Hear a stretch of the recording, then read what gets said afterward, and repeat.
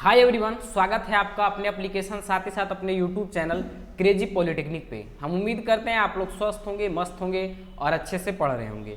तो आज हम लोग 5th सेमेस्टर इलेक्ट्रिकल ब्रांच का एक open elective paper electric traction के यूनिट फर्स्ट का लेक्चर नंबर लास्ट बनाने जा रहे हैं, जो कि मोस्ट इंपॉर्टेंट टॉपिक आपके एग्जाम पॉइंट ऑफ व्यू से है और पिछले साल पूछा हुआ भी है। Problem associated with AC traction system. AC traction system में कौन कौन से प्रॉब्लम हमारे आ सकते हैं या कौन कौन से प्रॉब्लम आते हैं और उनका क्या सॉल्यूशन है। उस प्रॉब्लम को दूर करने के लिए हम लोग कौन से इक्विपमेंट या कौन से प्रोसेस का उपयोग करते हैं, उसके बारे में हम लोग आज के सेशन में पढ़ेंगे। तो ये सेशन मोस्ट इंपॉर्टेंट आपके एग्जाम पॉइंट ऑफ व्यू से है, क्योंकि ये क्वेश्चन दोबारा रिपीट आपको इस साल होगा ही होगा, क्योंकि बहुत इंपॉर्टेंट टॉपिक हमारा यूनिट फर्स्ट का ये है। मेट्रो रेल सिस्टम इंपॉर्टेंट है, क्योंकि वहां पर आपको शॉर्ट नोट्स में उसको पूछ सकता है और ये टॉपिक आपको जो है वो 4 मार्क्स या 6 मार्क्स में आपको जनरली पूछ सकता है और ऑलरेडी एक बार पूछ रखा है, आप लोग अगर प्रीवियस ईयर देखे होंगे तो। चलिए हम लोग इस सेशन को शुरू करते हैं और डायरेक्टली हम लोग आते हैं problem associated with AC traction system में। क्या कहता है कि AC traction system generally use कहाँ होता है। तो एसी ट्रैक्शन सिस्टम हमारा जनरली यूज होता है इलेक्ट्रिक ट्रेन्स में या लोकोमोटिव में, ठीक है। एक हमारा होता है एसी ट्रैक्शन, एक हमारा होता है डीसी ट्रैक्शन। एसी ट्रैक्शन में एसी सप्लाई, डीसी ट्रैक्शन में हम लोग डीसी सप्लाई देते हैं।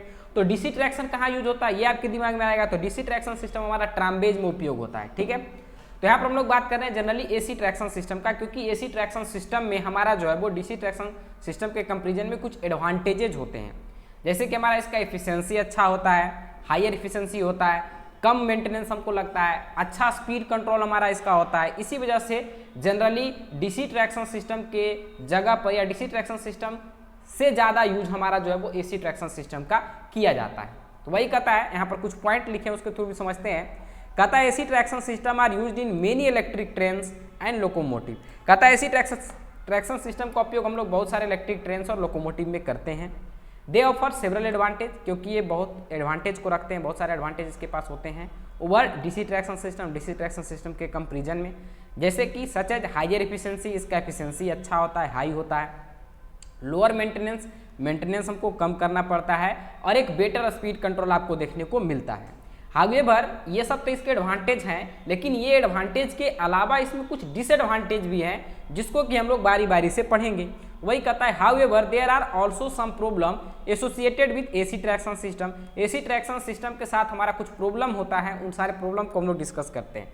सबसे पहला प्रॉब्लम जो हमारा आता है एसी ट्रैक्शन सिस्टम में, वो हमारा आता है वोल्टेज अनबैलेंस या voltage imbalance.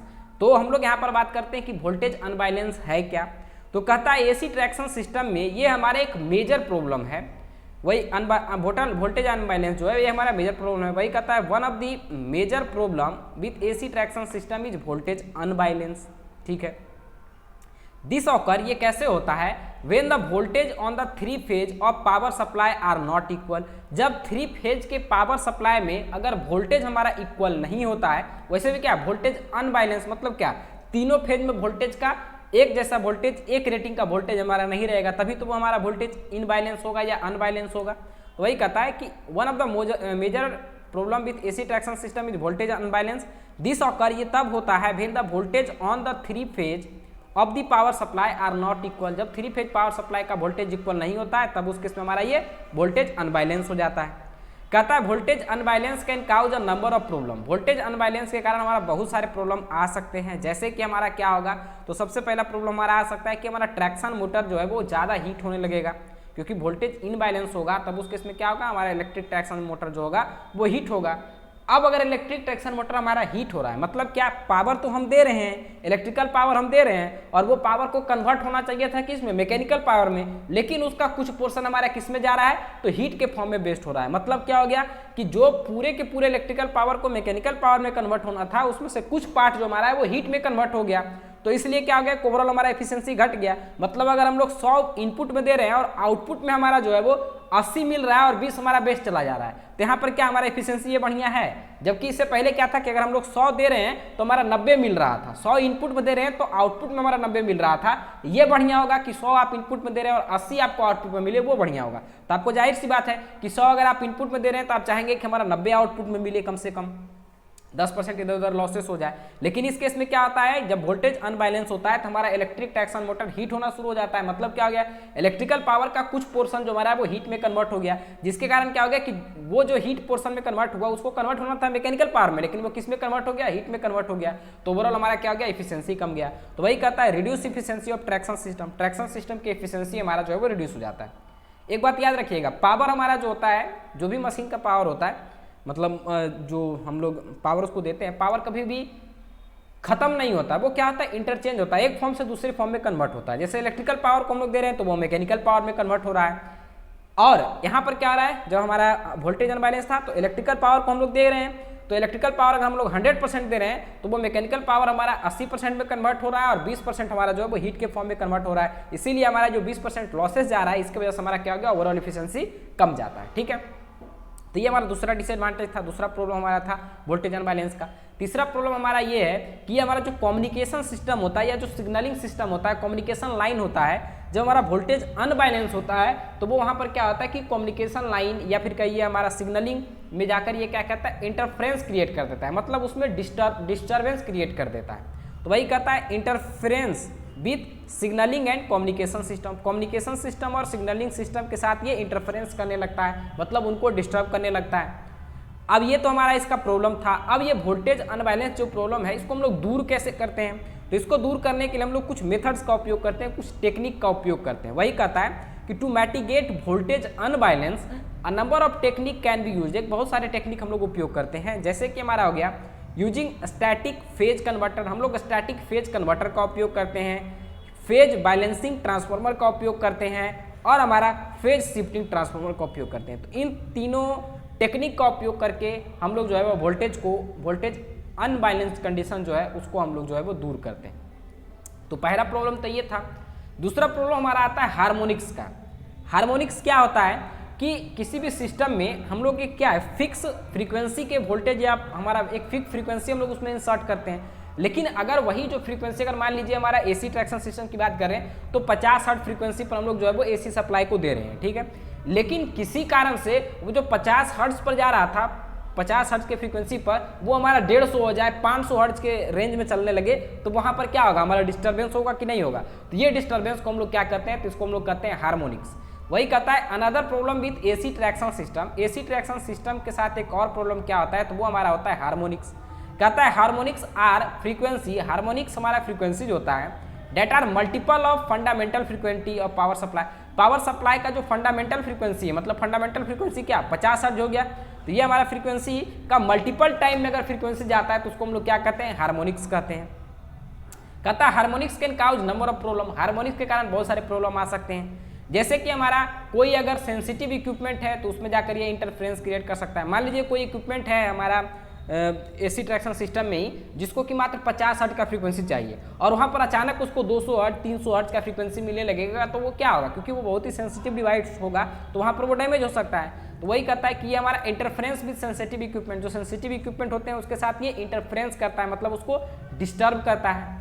Increasing losses in traction system, traction system में ये हमारा लॉसेस को इंक्रीज कर देता है, क्योंकि ये अनवांटेड है, ये हम चाहते नहीं है किस तरीके का है। तो कहीं पर भी अनवांटेड चीज आएगा तो वो क्या करेगा, डैमेज ही करेगा। डैमेज करेगा मतलब क्या हो गया, हमारा लॉसेस ही प्रोड्यूस करेगा, मतलब डैमेज मतलब क्या, लॉसेस ही हुआ। तो वही कहता है ये हमारा लॉसेस को इंक्रीज कर देता है, increase losses in traction system, traction system में लॉसेस को बढ़ा देता है। साथ ही साथ हमारा जो वोल्टेज का वेवफॉर्म है, उस वेवफॉर्म में भी ये डिस्टॉर्शन क्रिएट कर देता है।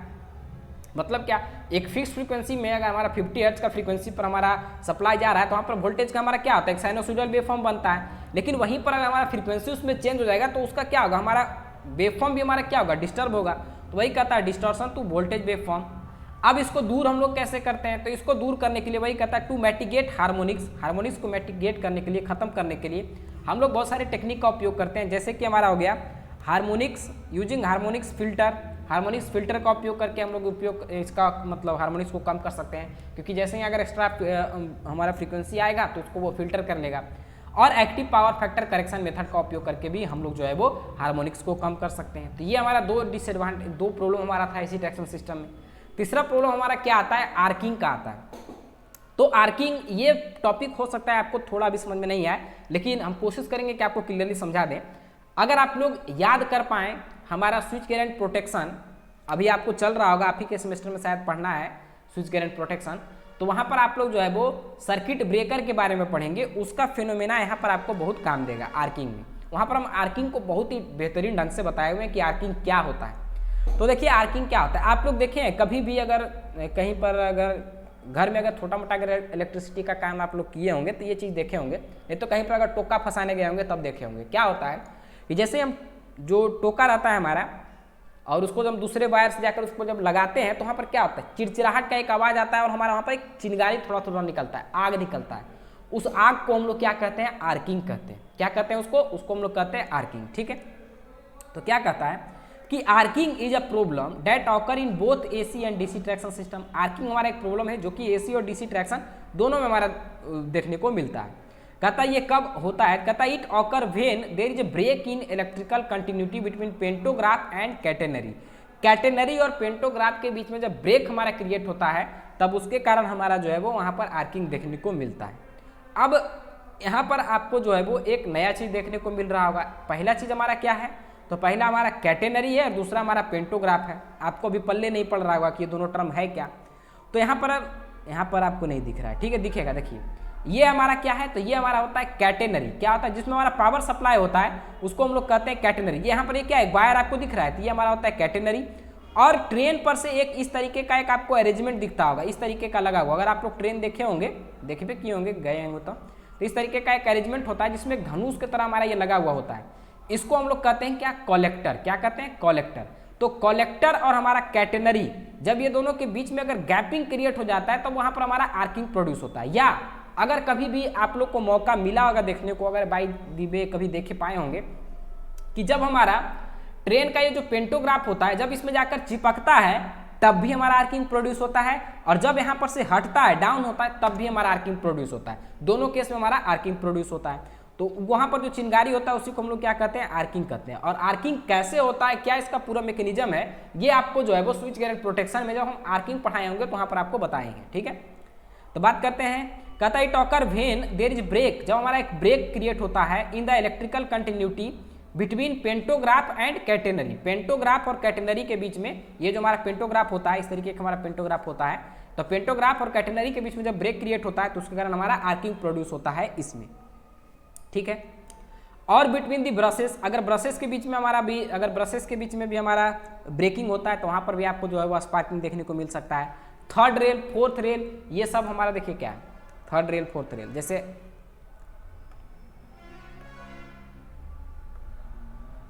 जैसे मान लीजिए ये हमारा क्या है, रेल है, पटरी हमारा है, इसी तरीके का दो पटरी होता है हमारा। और इसमें सप्लाई देने के लिए एक तो सप्लाई हम लोग तार के थ्रू देते हैं, जो आप यहाँ पर देखिए इस फिगर में ये देखिए क्या है, हम लोग तार के थ्रू सप्लाई दे रहे हैं। दूसरा जो हमारा एक सप्लाई देने का तरीका होता है वो हमारा एक और, जैसे ये हमारा रेल है उसी तरीके से एक और रेल को हम लोग बिछा देते हैं और सप्लाई को हम लोग किस में देते हैं, तो ये जो तीसरा रेल हम बिछाएं हैं इसमें अगर हम लोग सप्लाई को देते हैं तो इसको हम लोग कहते हैं थर्ड रेल सिस्टम। क्या कहते हैं, थर्ड रेल सिस्टम। दो रेल पर तो हमारा रेलगाड़ी चलेगा, हमारा जो ट्रेन है वो चलेगा, और तीसरा से हम लोग सप्लाई देंगे, इसलिए इसको हम लोग क्या कहते हैं, तो इसको हम लोग कहते हैं थर्ड रेल सिस्टम। हालांकि ये पहले के सिलेबस में तो पढ़ना था, अभी के सिलेबस में ये पढ़ना नहीं है, तो उतना मतलब आप लोग समझ ही गए होंगे कि थर्ड रेल सिस्टम इसका जनरली अब ज़्यादा यूज होता नहीं है। ठीक है, इसीलिए इसको जो है वो सिलेबस में आपका नहीं दिया, तो आई थिंक आपको समझ में आ गया होगा। तो ये थर्ड रेल के बीच में अगर हमारा ब्रेक क्रिएट हो, या फिर हमारा ब्रशेस के बीच में क्रिएट हो ब्रेक, या फिर कैटेनरी और हमारा पेंटोग्राफ के बीच में अगर कोई ब्रेक क्रिएट होता है, मतलब उसके बीच में कोई गैपिंग हमारा बनता है, तब उस केस में हमारा आर्किंग प्रोड्यूस होता है। और आर्किंग कैसे प्रोड्यूस होता है वो आपको स्विच गियर में क्लियर हो जाएगा। ठीक है, वही कहा arcing can cause number of problem. Arcing आने के कारण हमारा बहुत सारा प्रॉब्लम हो सकता है। पहला प्रॉब्लम क्या हो सकता है कि हमारा जो पेंटोग्राफ है वो हमारा डैमेज हो सकता है, कैटेनरी जिसके द्वारा कि हम लोग सप्लाई दे रहे हैं वो हमारा डैमेज हो सकता है, ब्रशेस हमारा डैमेज हो सकता है। दूसरा हमारा क्या इसका हमारा प्रॉब्लम हो सकता है मतलब आर्किंग से, तो ये हमारा जो है वो सिग्नलिंग और कम्युनिकेशन सिस्टम के साथ हमारा जो है वो इंटरफ्रेंस कर सकता है। और तीसरा हमारा फायर हजार्ड, हमारा जो है वो आग लगने की चांसेस वहाँ पर हमारे बन जाते हैं। तो ये तीन हमारा इसका आर्किंग के कारण जो प्रॉब्लम हो सकते हैं वो प्रॉब्लम थे। पहला क्या, पेंटोग्राफ डैमेज हो सकता है, कैटेनरी डैमेज हो सकता है, ब्रशेस डैमेज हो सकता है, और सिग्नलिंग कम्युनिकेशन सिस्टम के साथ ये इंटरफेरेंस कर सकता है, और हमारा यहाँ पर फायर हजार्ड देखने को मिल सकता है। ठीक है, अब इसको हम लोग, इसका सॉल्यूशन क्या है, इसका रेमेडीज क्या है, वही कहता है टू मैटिगेट आर्किंग, आर्किंग को खत्म करने के लिए हम लोग क्या करते हैं, तो हम लोग कुछ टेक्निक का उपयोग करते हैं, जैसे कि हमारा आर्किंग हॉर्न का उपयोग करते हैं, फिर हमारा आर्किंग सप्रेशन डिवाइसेस का उपयोग करते हैं। आर्किंग हॉर्न आप लोग को स्विच गियर प्रोटेक्शन में पढ़ना है। यूजिंग पेंटोग्राफ कोटिंग, पेंटोग्राफ पर हम लोग कोटिंग करके भी हम लोग जो है वो आर्किंग को कम कर सकते हैं। तो ये हमारा कुछ तरीका है जिसके थ्रू कि हम लोग जो है वो आर्किंग को कम कर सकते हैं। तीसरा हमारा जो इंपॉर्टेंट पॉइंट हमारा था यहाँ पर, पहला तो वोल्टेज अनबैलेंस, हार्मोनिक्स और आर्किंग, 3 यहाँ पर हो गया। चौथा हमारा है करंट बैलेंस। करंट बैलेंस क्या है, कहता है current balance in AC traction system is a condition in which current flowing through each phase of the power supply is equal. कहता है current balance AC traction system में हमारा condition होता है जिसमें कि जो करंट फ्लो करे सभी पावर सप्लाई में, सभी फेज, जो पावर सप्लाई का जो सभी फेज है उसमें इक्वल अमाउंट में फेज मतलब फ्लो करना है, हमारा करंट बैलेंस कहलाता है। वही कहता है क्या, current balance in AC traction system is a condition in which the current flowing through each phase, हर एक फेज के द्वारा जो करंट फ्लो हो रहा है of the power supply is equal, power supply का वो हमारा इक्वल होना चाहिए। तीनों फेज में हमारा सप्लाई कैसा होना चाहिए, इक्वल होना चाहिए। दिस इज इंपॉर्टेंट, ये इंपॉर्टेंट होता है क्योंकि it help to reduce voltage, ये वोल्टेज अनबैलेंस को ये कम करता है और हार्मोनिक्स को ये कम करता है। ठीक है, आई थिंक आपको समझ में आ रहा होगा। बहुत ही शानदार और बहुत ही इजी लैंग्वेज का हम लोग उपयोग किए हैं, बहुत ही बेसिक इंग्लिश का उपयोग किए हैं, ताकि आप लोग 1-2 बार इसको पढ़िएगा तो डेफिनेटली आपको समझ में आ जाएगा। और इतना पूरा लिखना नहीं है, ये आपको समझाने के लिए इतने सारे पॉइंट दिए हैं, आपको शॉर्ट में इसको लिखना है। ठीक है, कहता है this is important because it help to reduce voltage unbalance and harmonics. कहता है हमारा कुछ फैक्टर हैं जिस पर कि हमारा current balance AC traction system में डिपेंड करता है, वो हमारा कौन कौन से फैक्टर हैं उसके बात करते हैं। तो हमारा सबसे पहला फैक्टर हमारा आता है टाइप ऑफ ट्रैक्शन मोटर, किस तरीके का मोटर का आप लोग उपयोग कर रहे हैं उस पर हमारा डिपेंड करता है। तो वही कहता है some traction motor such as asynchronous traction motor, अगर एसिंक्रोनस ट्रैक्शन मोटर का आप लोग उपयोग कर रहे हैं, कहता है यार more susceptible to current imbalance and other, अगर आप एसिंक्रोनस ट्रैक्शन मोटर का उपयोग कर रहे हैं तो वहां पर हमारा चांसेस होता है कि वो हमारा करंट इनबैलेंस क्रिएट कर सकता है, दूसरे मोटर के कंपेरिजन में ज़्यादा कर सकता है। तो पहला हमारा ये हो गया, ट्रैक्शन मोटर किस तरीके का उपयोग कर रहे हैं उस पर डिपेंड करता है। Load on traction motor, traction motor में आप लोड कैसा दे रहे हैं उसके अकॉर्डिंग हमारा यहाँ पर करंट बैलेंस और इनबैलेंस कंडीशन, करंट का बैलेंस कंडीशन आपको देखने को मिल सकता है, क्योंकि आपको पता है कि करंट का फ्लो डायरेक्टली डिपेंड करता है किस पर, लोड पर। जितना ज़्यादा लोड होगा उसके अकॉर्डिंग हमारा करंट फ्लो करेगा। वही कहता है heavier load on a traction motor can lead to current imbalance, अगर हैवियर लोड हम लोग ट्रैक्शन मोटर पर लगा देंगे तब उस केस में वहाँ पर हमारा करंट इम्बैलेंस देखने को मिल सकता है। स्पीड ऑफ ट्रैक्शन मोटर, कहता है higher speed on traction motor can lead to current imbalance, मतलब कह रहा है अगर आप हायर स्पीड ट्रैक्शन मोटर को हायर स्पीड पर रोटेट कराएंगे, हायर स्पीड पर उसको ऑपरेट कराएंगे तो वहाँ पर आपको करंट इम्बैलेंस देखने को मिल सकता है। अब ये जो कंडीशन है, इस जो हमारा करंट बैलेंस का कंडीशन है, इसको जो इसमें प्रॉब्लम आपको देखने को भी मिल रहे हैं, इन सारे प्रॉब्लम का सॉल्यूशन क्या है, तो कहता है there are number of way to improve current balance. कहता है एसी ट्रैक्शन सिस्टम में बहुत सारे तरीके हैं जिसके द्वारा कि हम लोग करंट बैलेंस को इंप्रूव कर सकते हैं। तो पहला हमारा क्या यूज कर सकते हैं, तो कहता है फेज बैलेंसिंग ट्रांसफार्मर, अगर हम लोग फेज बैलेंसिंग ट्रांसफार्मर का उपयोग कर ले तब हम लोग जो है वो करंट बैलेंस कंडीशन को इंप्रूव कर सकते हैं। फिर हमारा ट्रैक्शन मोटर, अगर हम लोग अच्छे ट्रैक्शन मोटर का गुड करंट बैलेंसिंग कैरेक्टरिस्टिक्स का मोटर का उपयोग करें, मतलब कहता है use of traction motor with good current balance characteristics, कहता है वैसे ट्रैक्शन मोटर का उपयोग करें जो कि अच्छे करंट बैलेंसिंग कैरेक्टरिस्टिक्स उसके पास हो, तो वहाँ पर हम लोग जो है वो करंट को बैलेंस कर सकते हैं। और आप इलेक्ट्रॉनिक कंट्रोलर का उपयोग करके भी हम लोग जो है वो करंट को बैलेंस कर सकते हैं। तो वही कहा use of phase balancing transformer, कहता है phase balancing transformer can be use to balance the current on the 3 phase power supply, 3 phase power supply में जो करंट है उसको बैलेंस करने के लिए हम लोग जो है वो हमारा जो है वो बैलेंसिंग ट्रांसफार्मर का उपयोग कर सकते हैं, फेज बैलेंसिंग ट्रांसफार्मर का। फिर कहता है use of traction motor with good current balancing characteristics, कहता है there are number of traction motor available with good current balancing characteristics, मतलब कहता है वैसे मोटर का आप उपयोग करें जो कि अच्छे करंट बैलेंसिंग कैरेक्टरिस्टिक्स रखता हो।